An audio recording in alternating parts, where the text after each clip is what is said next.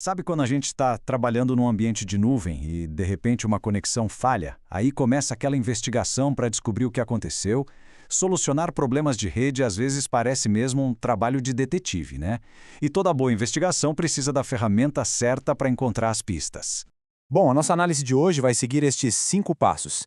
A gente começa com o mistério, depois apresenta a ferramenta de investigação, entende como ela funciona, usa essa ferramenta para decifrar o caso e, no final, a gente revisa as principais lições aprendidas. Então vamos lá para a primeira parte. Uma história de detetive de rede. Vamos investigar o mistério de uma conexão que não funcionou. Essa pergunta que, nossa, muito profissional de nuvem já se fez. Uma aplicação que para de falar com um banco de dados, um acesso remoto que não completa, a frustração é grande e a gente precisa achar a causa. E rápido. A AWS oferece um kit de ferramentas bem completo para monitoramento. Tem o Traffic Mirroring para uma inspeção bem profunda, o Reachability Analyzer para testar caminhos, são ferramentas super poderosas. Mas, para o nosso caso específico, tem uma que funciona como a lupa perfeita do detetive. Seção 2. Apresentando os VPC Flow Logs. Essa é a tal lupa do detetive, que vai permitir a gente ver os detalhes que estão faltando. A definição oficial é bem direta. Mas, para simplificar, pensa no Flow Log como um diário detalhado de toda e qualquer conversa que as interfaces de rede têm. Ele anota quem falou com quem, quando e se a conversa foi permitida ou não. E na prática, para que eles servem? Bom, eles são perfeitos para diagnosticar conexões bloqueadas, que é exatamente o nosso mistério. Além disso, ajudam a monitorar quem está tentando acessar uma instância e a entender o fluxo geral do tráfego na rede. E aqui vem uma garantia super importante, a performance. Habilitar logs geralmente deixa a gente preocupado com o desempenho, né? Mas com os flow logs isso não é um problema. Eles funcionam de forma passiva, só observando o tráfego, sem interferir em nada. Seção 3. Capturar, agregar e publicar. Vamos ver então como essa ferramenta funciona para coletar e mandar os dados para a gente? Criar um flow log é um processo bem direto, em 3 passos. Primeiro, a gente define o escopo. Vamos observar uma VPC inteira, uma sub-rede específica ou só uma única interface de rede? Segundo, a gente escolhe o que quer registrar. Todo o tráfego, só o que foi permitido ou, por nosso caso, só o que foi rejeitado. E terceiro, a gente decide para onde vai mandar esses registros. Os 2 destinos mais comuns para esses logs são o CloudWatch e o S3. Mandar para o CloudWatch Logs é ótimo para monitoramento ativo, sabe? Permite criar alarmes, dashboards, tudo em tempo real. Já o Amazon S3 é a escolha para arquivamento e análise histórica.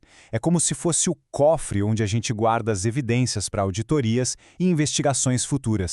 Seção 4. Dos dados à descoberta.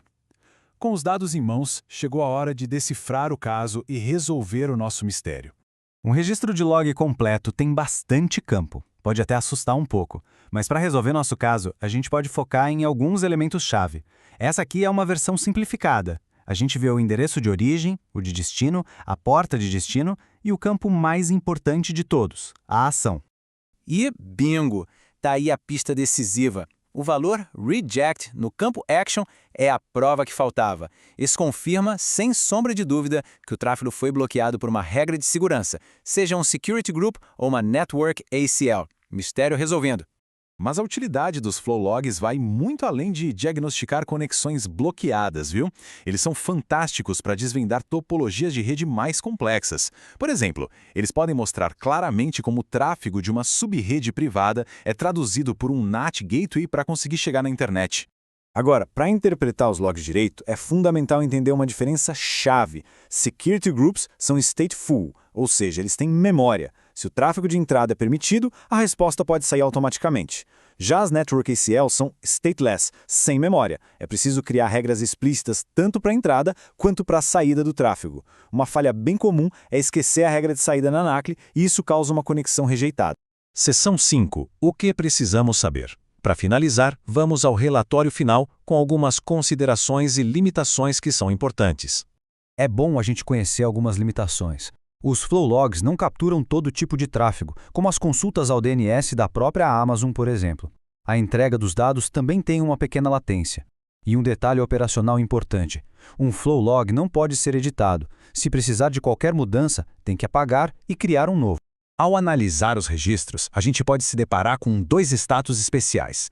No data é simples, significa que não houve tráfego para registrar naquele intervalo. Skip Data indica que por alguma restrição interna, alguns registros podem ter sido pulados. É um evento raro, mas é bom saber que existe. Para concluir, a rede está constantemente se comunicando, gerando informações valiosas sobre sua saúde, segurança e performance. Os VPC Flow Logs são a ferramenta que permite a gente sintonizar e escutar essa conversa. A questão que fica é, o que será que a gente consegue descobrir quando começa a ouvir?